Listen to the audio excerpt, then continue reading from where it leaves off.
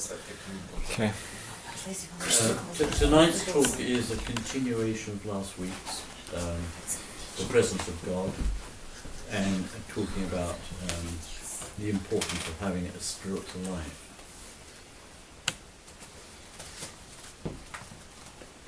As Orthodox Christians, we should be a light to others. We should be like candles in the world so people can see us and come to know God.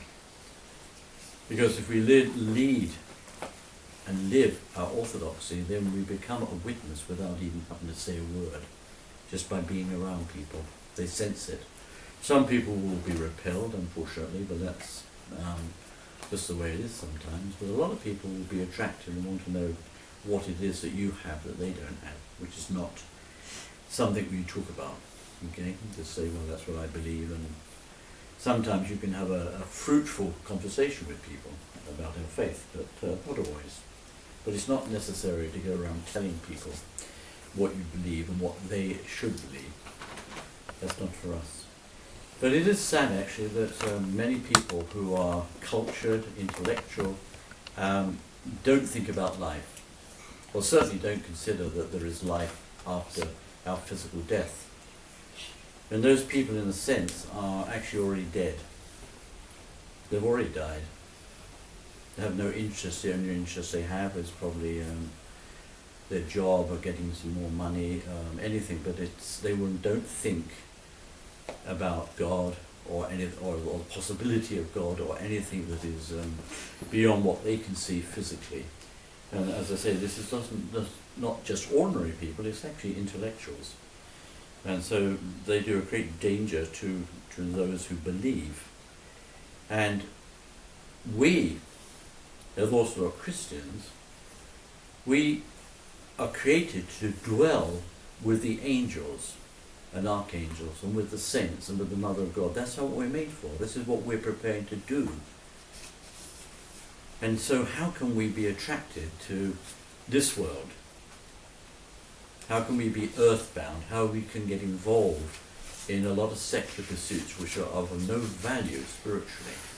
And we know that we are mixing with angels. In other words, that is why it's very important that we are a light to other people, that we don't cause offence, but we show a light to those that work around us, especially in the workplace in particular. Now I'm thinking, I have a good note here about, there was a French philosopher, his name's not given, but he, when he was asked, do you believe in God? He said, no, I don't. He said, well, do you ever think about if there was a God or future life? No, I'm not concerned at anything like that. Heaven knows what he understood in philosophy, I have no idea, but we don't know who it was. We're not told that. And so the person said to him, well, what do you do if you get depressed or you get run down or things like that? What do you do about that then if you don't have faith? He said, oh, I have frogs. Well, he is French. If you remember Pushkin writing in Boris Godunov and the Russian soldiers meet the French. The French are saying quoi quoi, and that's why they call them lagushki. Did you know that? Quoi quoi, anyway. Mm-hmm. I'm part French, so I'm allowed to make fun of myself. Anyway, but on a serious level, there was a famous icon painter, Photius Conteglu. His icons are remarkable, they're very unique. They take some getting used to, I think, if you haven't seen them before. I like them very much, personally. Well, he had a lot of friends because he was a professor.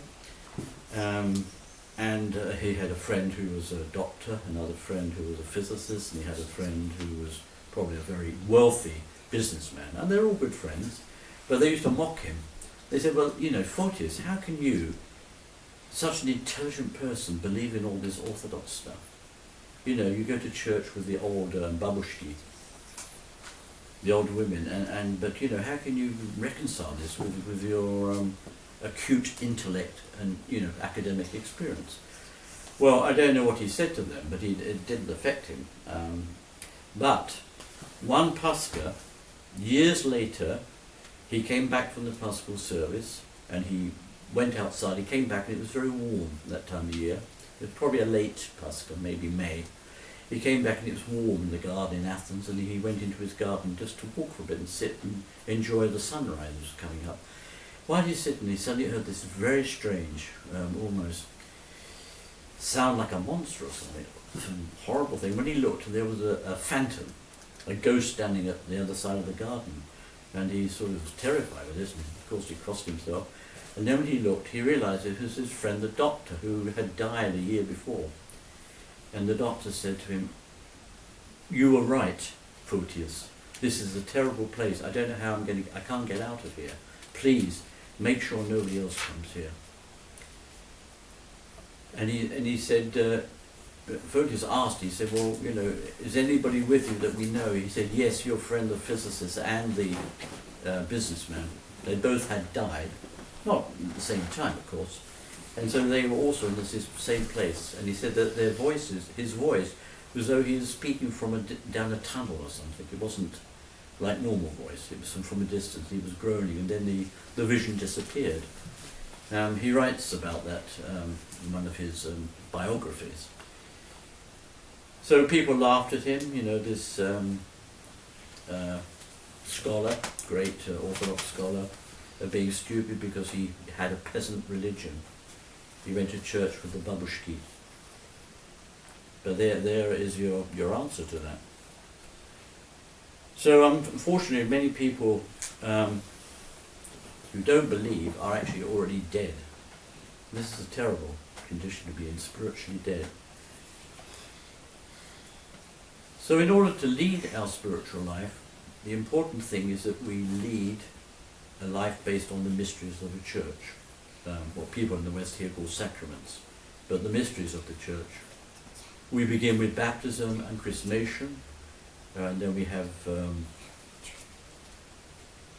Holy Communion, Prichastia. This is a part of our spiritual life. This is very important. Without that, there cannot be a spiritual life. Without these mysteries of the church, this is not possible without them. But the other thing is that however much we try to do what is right, we cannot succeed on our own. Because it is the Holy Spirit that inspires us. And this is very important to understand this, that whatever effort we make, which is important, of course, we have to ask the Holy Spirit to guide us and help us. We cannot rely on just coming to church on Sundays or feast days. This is not good enough. This has to be an involvement with the third person of the Holy Trinity, that is the Holy Spirit. And it says, I've got a quote here, from Ephesians. St. Paul says that by grace, in other words by the Holy Spirit, you have been saved, and by faith, and not by yourself. In other words, you haven't saved yourself, the Holy Spirit has done it. Obviously, we have to make an effort, we have to meet God halfway, but we have to understand that as life goes on and things develop, or seem not to develop, is that the Holy Spirit is in charge.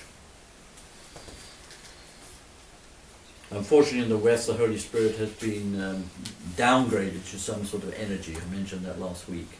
And this is a terrible blasphemy, actually, because the Holy Spirit is God, not some sort of force that the Father and the Son use together for something.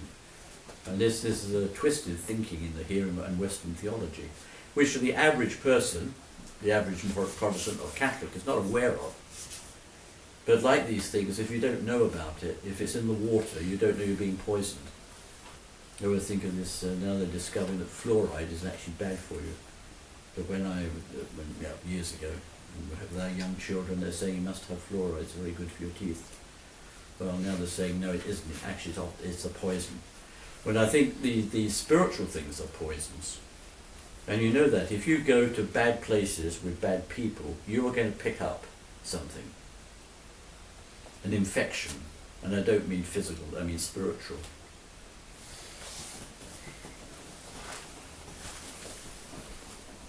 So, and also our spiritual life is not just being a good person. It's okay, sorry. It's not just being a good person.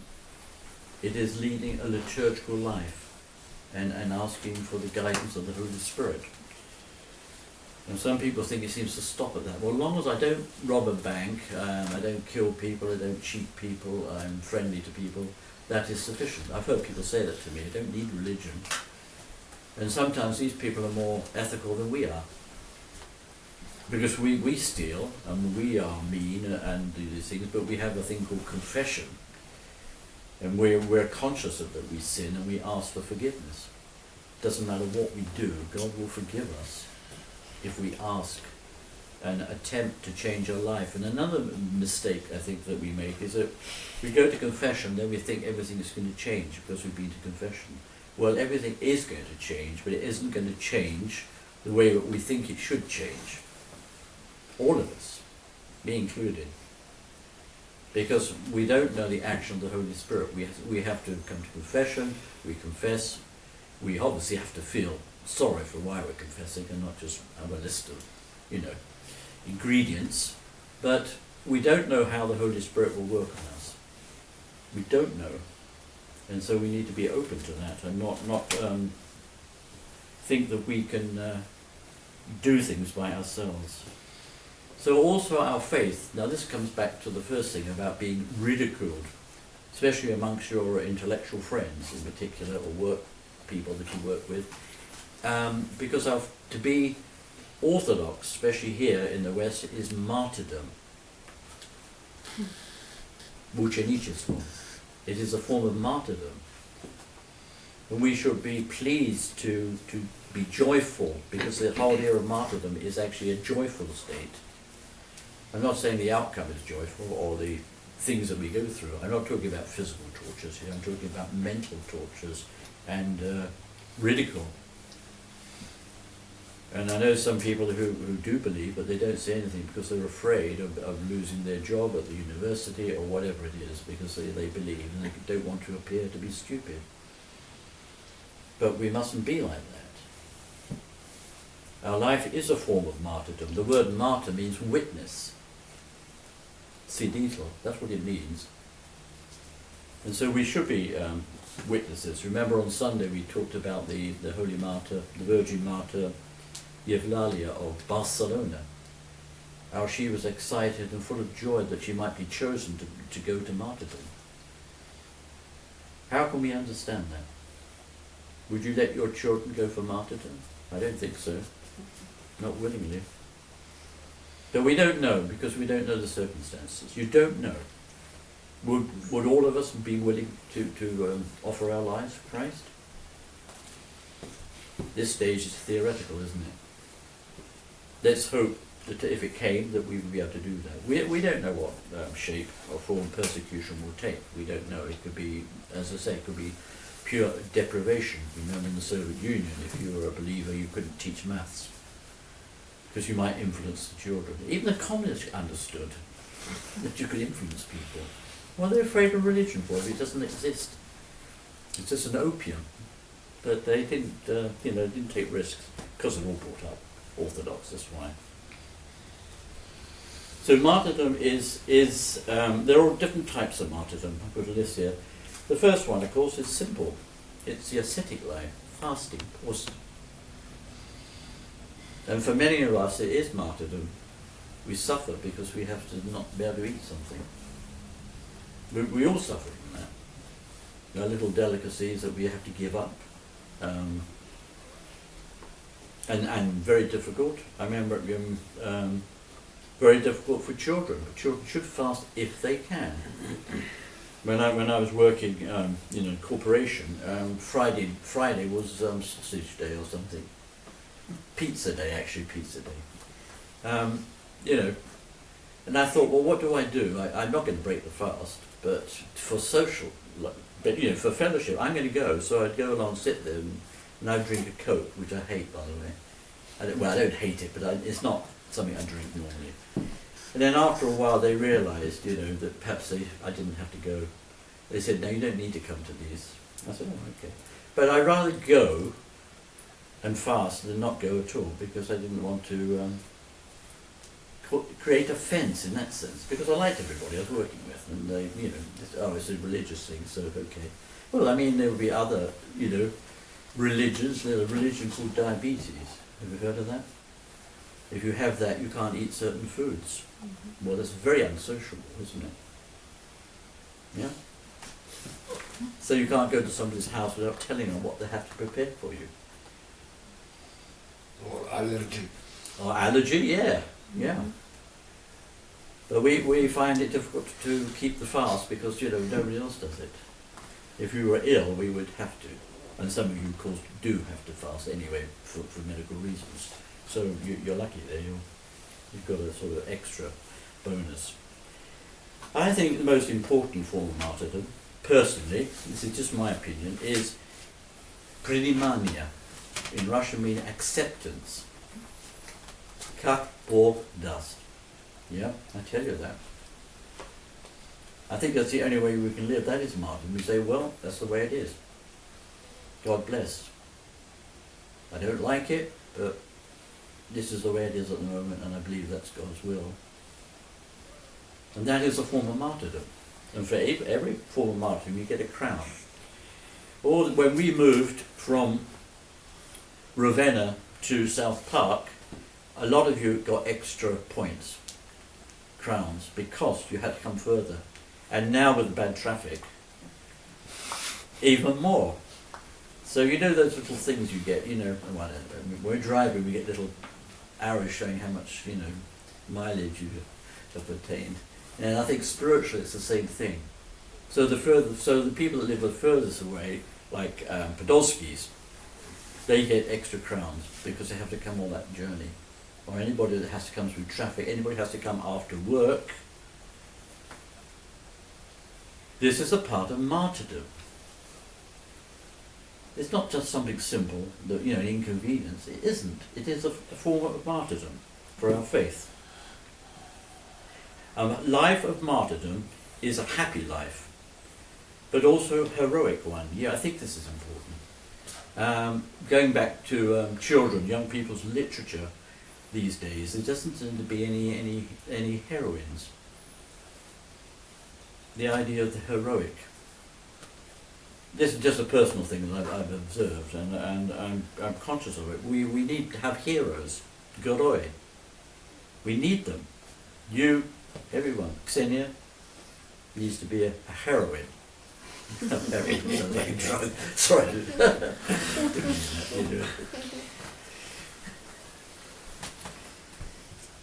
You better delete that. No, don't. It's okay.